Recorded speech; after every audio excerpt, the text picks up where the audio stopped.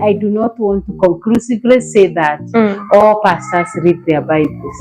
Could be somebody is reading where they are going to preach. We just can't assume. So scammed, yeah. We can't just, okay, we can't just assume that every pastor is reading their Bibles.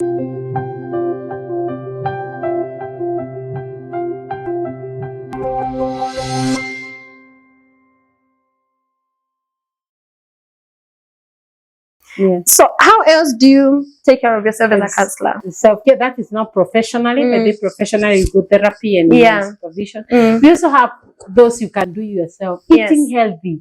You know, sometimes we find it as so simplistic. Yeah. In the morning, I'm so like now I wanted to leave in a hurry. So what do? I grab half cup of tea and one slice of bread that I've had my breakfast, and I'm going to see clients. And remember, we are talking about the brain. The brain eats food.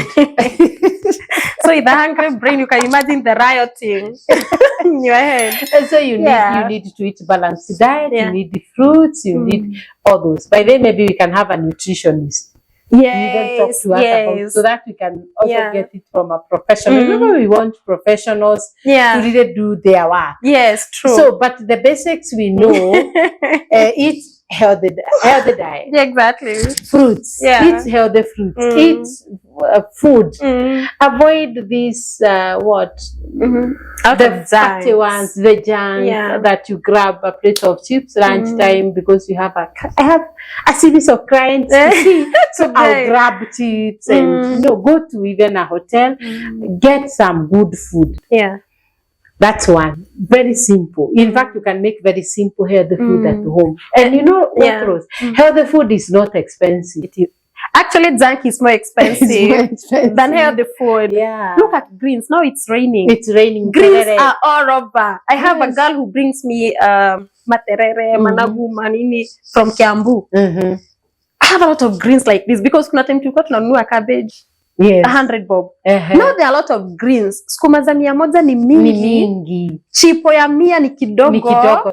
So as you're saying, if you compare healthy food and unhealthy food, healthy food is so cheap. So cheap. Fruits are cheap, by the way. Fruits are not expensive. So you are saying be intentional. Be intentional. Taking like good food. Good food, exactly. Yeah. Number two, which we also people underrate is exercises. By the way, we have also a lot exercises, research. A lot of research has shown exercises alone, by the way, help in stress management.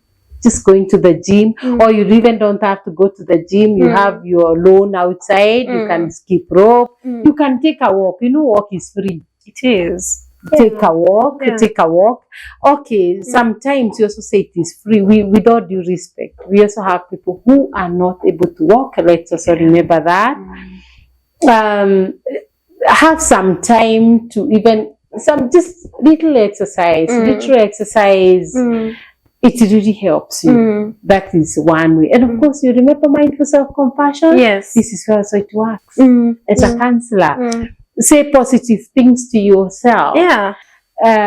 Listen to nice, maybe cool music, which is, if you are Christian, to that Christian music. If you are Muslim, probably there's that music that you can listen to. Yeah.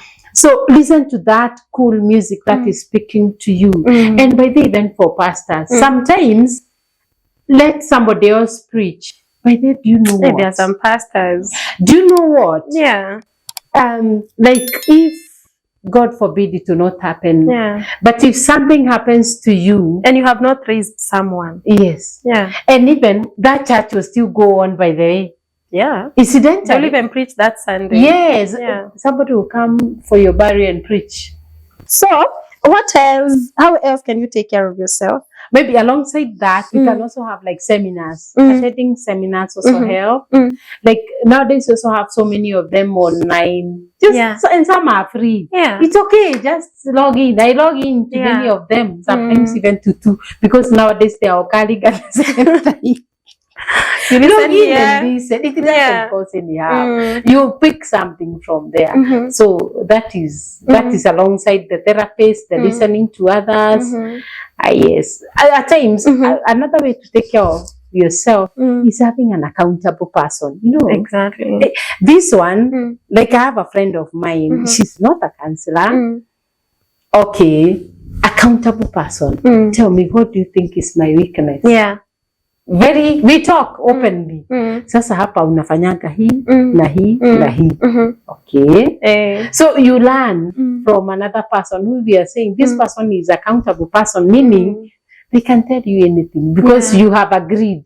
Tell me anything. Challenge me where somebody else might not be able to challenge me. And we talk freely. So that's way of taking care of yourself. It is. Now you take too much of your time with people and all that and all that. You forget yourself, you forget your family. So it's very helpful. You see, when you're a person who you want everything to be given to you, sugar-coated. Do you know there's nothing as important as vulnerability? Yes.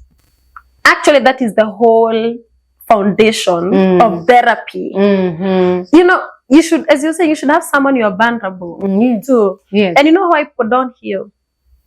Or they don't know how to allow someone to take care of them. It is because they feel so important, so strong, like they can't, or even so, people have their own fears. They can't be vulnerable. Yes. So as you're saying, you should have someone you are vulnerable to. If you are the person who is the accountable partner or the person who is open to kindly, when you are told something by someone, Be confidential. Be confidential. Yeah. Confidentiality, I guess it's also something we also need to teach people. It doesn't mean you are a counselor. Yeah. Of course, and its boundaries. We remember the boundaries, confidentiality. And it's bound. Because that is what eats people. That's why that reverend, that's why that pastor, that's why that bishop will be eaten by things inside him. And that's why that cancer. Because if they tell someone, hey, it doesn't take you to be a counselor for you to shut your mouth. When someone, you don't have to go to school. You just have to know that if someone tells you something in confidence, whether in a counseling room or even a friend, it is courteous to keep that. Not unless now they are hurting themselves. They got to maybe can mention the boundaries. Like if somebody comes and tells you, let's say that pastor's wife or pastor's husband, by the way, it could be also the other way.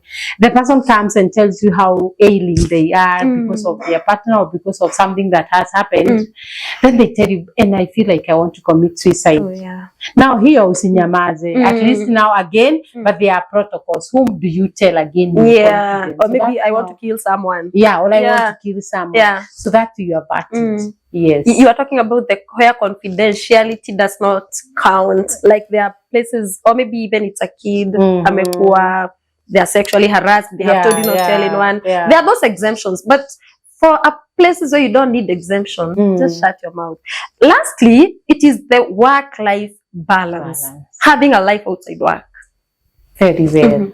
And that is what we are not able to do. To separate yourself from your work. In fact, it starts from right away. Okay, we've had working at home. Even when that time we were working at home, it would help if you have a different space. It might not be, probably we don't have big houses where we have reading room, we have study room, we have rest room, we have dining room and all that. It could be the same place. But then shift. Like I used to do that. There's somewhere I read. There's the table, the seat where I sit on with my laptop, and so if it is not work time, naiacha hapo, the same room. You move to another place. Now I've moved from work. I've gone home. So it's during now COVID, working at home. You have left office from the chair, and now you are home in another chair. In another chair or in the kitchen now or outside. I'm now not at work. So separate. And this is what I think it's a whole lesson. How people should separate. Don't go with your work at home. Not unless maybe I've been a teacher. I know teachers carry papers to mark because sometimes the work is a lot. Fine. For maybe it's a week or so. But it should not be like every day. We have now these corporates, people who work in offices. They carry their laptops home. Even you find they're being given food, but the laptop is there. They're eating, or like us, maybe the mothers or whoever is in the kitchen. working in the kitchen and the laptop is on the next. You're trying to beat deadline. Maybe is it possible to reorganize yourself? Maybe you wasted some time at workplace. Or maybe if the work is too much, how do you balance now? Okay, fine, the work can be too much and you have it at home. But what time now you have to deliberate intention. I think the word intentional is very important. Intentional. Now I'm giving my children, my spouse time. So as you're saying, it is that work-life balance makes you realize you are an individual, you are a parent, you are a worker in the office. Yes. And most of the times women take care of every other person in their lives. Maybe you can talk to them maybe for a minute. You take care of your children, the workers you have around the house, you take care of the tax things. But the woman in the society have been taught, sit back, take care of everybody else and sit back, you know? And that's why you have a lot of women at the end of life, they're like, what did I do to myself? So maybe you can talk to women and tell them, self-care is not selfish. Exactly. Yeah. Actually, self-care is self-love. Yeah. And self-love is not being selfish. So is there anything else maybe that you feel pastors can do to take good care of yourself, of themselves, or even the counselors? Yes, like pastors, there's also, of course, reading the Bible. You know, we assume, okay, I do not want to judge. And again, I do not want to conclusively say that all pastors read their Bibles. Could be somebody is reading where they are going to preach.